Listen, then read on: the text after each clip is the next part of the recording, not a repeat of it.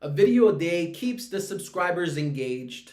So let's get started on this new retro review.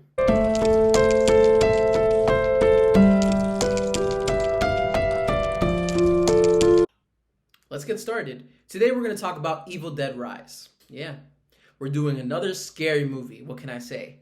This year is just a little bit scary. I thought there was something behind me. So let's get on with this. Let's talk about Evil Dead Rise. Look, before I went to, I went to the movies already a couple of times before Evil Dead Rise came out, and that trailer would always appear.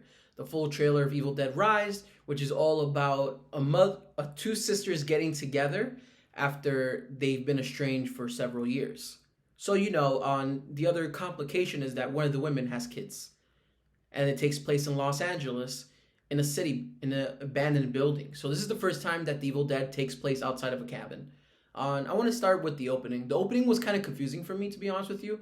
It just kind of started from basically felt like some clips of what you see in the trailer. So part of the trailer is a little bit misleading in that regards. But towards the end of that kind of introduction of the monster coming back, it was a pretty cool scene of the monster of the woman possessed just floating above the camp, and then you get the Evil Dead Rise logo, and then it basically flashes back all the way to I think 24 hours or something like that.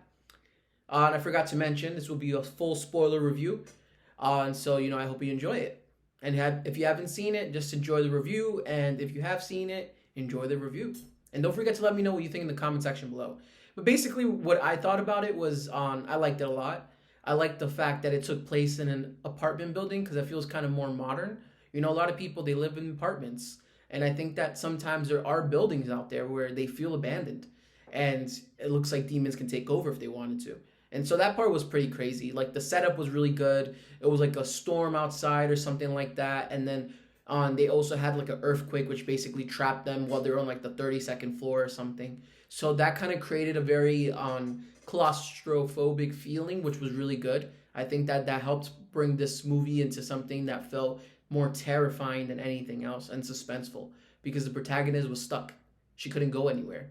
And then it was kind of complicated, and I kind of liked it to a certain degree because they kind of pushed the idea of what would happen in those situations, because the characters included a mom and her kids and her sister. So basically the mom, aunt, and the kids, and then some neighbors. But the neighbors weren't really too big part of it.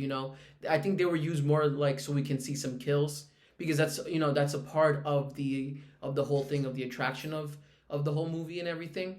And I don't mean it like that. Obviously, this is fake. They got fake blood and stuff like that. But it is part of the reason why someone would go and watch it, because of the crazy kills and everything. And I felt like it was really well done. The woman who plays the possessed demon was really, really good. She was very creepy and scary, and I think it also hit a little bit harder knowing that she was a mom and she was terrorizing her own kids. So that part kind of was shit, it's scary. It felt more tension because of that, because to a certain degree you're kind of forced to care about them because they're a part of this is someone's whole family, and you're like, oh shit, are they really gonna kill their whole family? And then spoilers, basically they do, which was really good. I think that if you're going to create a threat in anything, you need to at least do part of it into fruition in order for the tension to feel real. Because there's a lot of movies out there where they'll say oh, they're about to die, and then obviously they don't die, and they don't really create that feeling because they don't create any sense of consequences. But in this movie, there was consequences. There were several people who died. People you didn't think would die so quickly, they died very quickly. So I really like that. It felt like a smaller budget movie too, because it basically took place in one space, which works in a horror movie though, because it creates a sense of tension. And I think that sometimes in a well done story, you can get a lot of good character development in a place like that, which they did have. Specifically about the strained relationship between the sisters, and so that came more into fruition. And then they did that obvious thing where the woman who's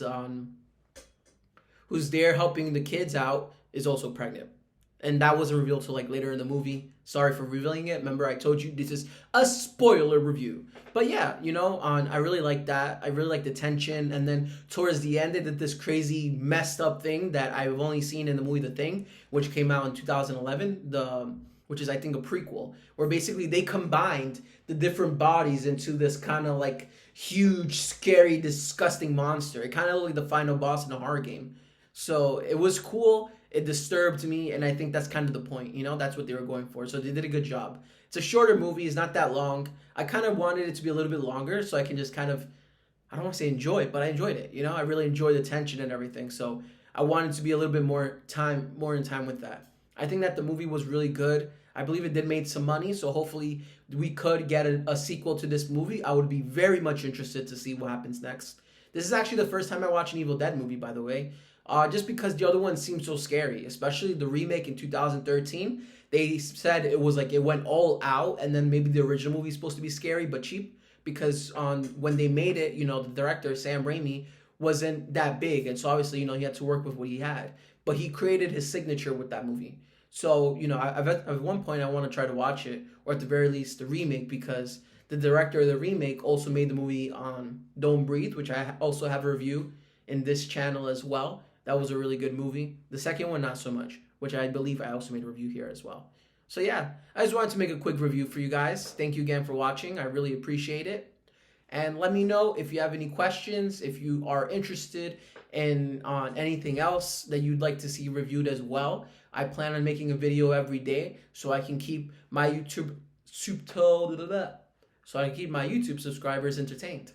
So thank you for watching, guys. I really appreciate every single 107 and all of you who watch on the side as well. Don't be afraid to subscribe. Nothing will happen. In fact, you'll get a free smile. So subscribe so I can smile. Thanks for watching, guys. I will see you very soon.